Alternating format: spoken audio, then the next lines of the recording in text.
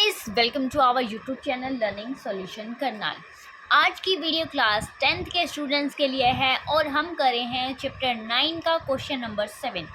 Exercise 9.1 का ये question number 7 है। इससे पहले हम क्वेश्चन नंबर 6 तक आपको करा चुके हैं और उसके हैंड रिटन नोट्स भी आपको मिल गए होंगे हमारे टेलीग्राम पर। ठीक है, तो जिसने भी अब तक हमारे चैनल को सब्सक्राइब नहीं किया, हमारे चैनल को सब्सक्राइब कर लीजिएगा प्लीज़ गाइस। हमारी वीडियो को लाइक कीजिएगा, शेयर कीजिएगा अपने फ्रेंड्स के साथ। तो क्वेश्चन नंबर 7 कह रहा है, from a point on a ground the angle of elevation of and the top of transmission tower fix at a top of 20 metre high building.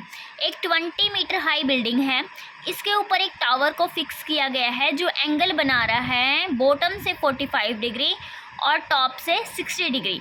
Find the height of tower. आपको tower की height find करनी है। तो statement को देखते हुए हम diagram को बनाएंगे यहाँ पर। तो डायग्राम ड्रॉ करते हैं। हमारे पास क्या गिवन है, एक 20 मीटर हाई बिल्डिंग है। ठीक है, हमने बना ली यहाँ पर, ये एक बिल्डिंग बना लिया हमने। ठीक है, जो क्या है 20 मीटर हाई है, 20 मीटर हाई। ये क्या है, एक बिल्डिंग है। क्लियर? ठीक है, आगे कह रहा है इसके बाद इसके ऊपर एक टावर को फिक्स कर दिया गया है। हमने इसके ऊपर एक टावर को फिक्स कर लिया है। ये क्या है, टावर। अब कह रहा है इस टावर के बॉटम से, टावर का बॉटम ये हुआ। ठीक है, बॉटम से एक एंगल बन रहा है जो क्या है 45 डिग्री है। ठीक है, क्लियर, हमने बना लिया। दूसरी बात कह रहा है कि इसी टावर के टॉप से भी एक एंगल बन रहा है जो कि क्या है 60 डिग्री। हमने ये एंगल ड्रॉ कर लिया, ये क्या है 60 डिग्री।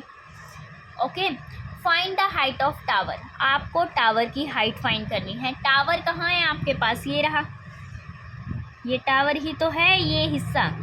तो आपको क्या करना है, ये वाली हाइट आपको निकालनी है। हम इसके नेम दे लेंगे। आपके पास ए है, बी है, सी है और डी है। क्लियर? ये बन गया हमारा डायग्राम। अब हम इसे सोल्व देखो कैसे कर सकते हैं। आप ध्यान से पढ़िए, आपके पास क्या क्या गिवन है और आपको निकालना क्या है। हमें निकालनी है टावर की हाइट, मतलब ए बी। आपको ए बी निकालनी है यहाँ पर, ए बी। ठीक है, आप ए बी को कैसे निकाल सकते हो, आप ए सी निकालो, आपके पास बी सी है ही, और ए सी में से आप बी सी को माइनस कर दो। ठीक है, यहाँ पर आपको दिखाई दे रहे होंगे दो ट्रायंगल बन रहे हैं। ठीक है, क्या बन रहे हैं यहाँ पर, दो ट्रायंगल। पहला ट्रायंगल आपको दिख रहा होगा यहाँ पर कंप्लीट ए, ये वाला ट्रायंगल। ठीक है, ए डी सी। ठीक है, पहला ट्रायंगल है आपके पास यहाँ पर ए सी डी।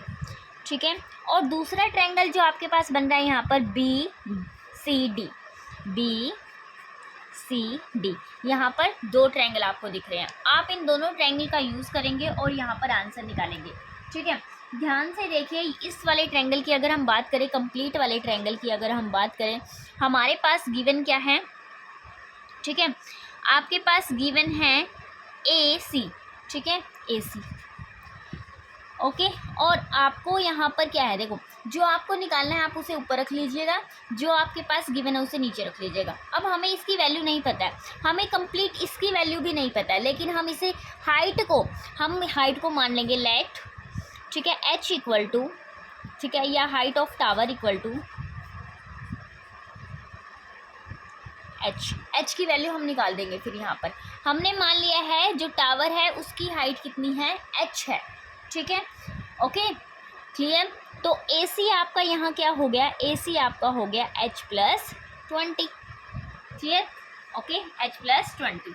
अब ये वाला पार्ट देखो, दोनों में कॉमन आने वाला है। आप ये ट्रायंगल लोगे तब भी और ये वाला कंप्लीट ट्रायंगल लोगे तब भी। ठीक है, तो मैंने लिख लिया ए सी बाई डी सी। ठीक है, ए सी बाई डी सी क्या हो गया, यहाँ पर एंगल बन रहा है तो ये आपका क्या हो गया, बेस हो गया। क्या हो गया, बेस। ठीक है, ये आपका बेस है और ये क्या हो गया आपका परपेंडिकुलर, मतलब पी बाय बी। ठीक है, पी बाय बी हो गया। और पी बाय बी आपका क्या होता है, पी आपका पी बाय बी होता है आपका, पंडित बद्री प्रसाद पे आ जाओ, पंडित बद्री प्रसाद हर हर बोले। पी बाय बी आपका होता है टेन थीटा। क्या होता है, टेन थीटा। तो कितना आ गया आपके पास, 10 अब थीटा की वैल्यू यहाँ पर देखिए क्या लेनी है आपने, आप कौन सा ट्रायंगल ले रहे हो, ए सी डी कंप्लीट ट्रायंगल ले रहे हो, तो कंप्लीट ट्रायंगल के अंदर एंगल कितना है 60 डिग्री, तो यहाँ क्या लिख देंगे 60 डिग्री। ठीक है, इतना क्लियर, सबको इतना समझ में आया। और हम जानते हैं tan 60 डिग्री हमारा कितना होता है, तो यहाँ साइड में हम लिखेंगे tan 60 डिग्री की जो वैल्यू होती है आपकी वो क्या होती है √3। क्लियर, √3। ओके, तो AC को हम लिख लेंगे, AC क्या है H+20, और जो DC है उसको DC ही रहने देते हैं, और tan 60 की वैल्यू मैंने रख दी √3। क्लियर, तो हम क्या करेंगे DC को यहाँ लेकर जाएंगे, क्लियर, और √3 को यहाँ ले आएंगे। ओके, तो क्या हो गया आपके पास H+20 by √3 equal to DC। अब सेकेंड ट्रायंगल से भी हम यहाँ पर क्या करेंगे DC ही निकालेंगे, और ये दोनों वैल्यू को इक्वल रखकर यहाँ से H की वैल्यू निकालेंगे। Okay, clear. तो दूसरे ट्रायंगल की अगर हम बात करें, यहाँ पर दूसरा ट्रायंगल जो आपके पास बन रहा है यहाँ है ट्रायंगल BCD बन गया आपके पास। क्लियर, इतना समझ में आया। BCD बनने के बाद आपने यहाँ पर क्या करना है, देखिए आपके पास क्या है यहाँ BC की वैल्यू गिवन है, मैंने लिखा BC। ओके, फिर क्या है DC, फिर मैंने लिखा DC। ये भी क्या हो गया, BC क्या है परपेंडिकुलर है, ठीक है, P और D ये क्या है बेस, P/B आपका क्या होता है 10, और एंगल कितना है यहाँ पर 45 डिग्री। इस ट्रायंगल की अगर हम बात करें यहाँ पर एंगल कितना है 45 डिग्री, और हम जानते हैं tan 45 डिग्री क्या होता है इक्वल टू 1 होता है।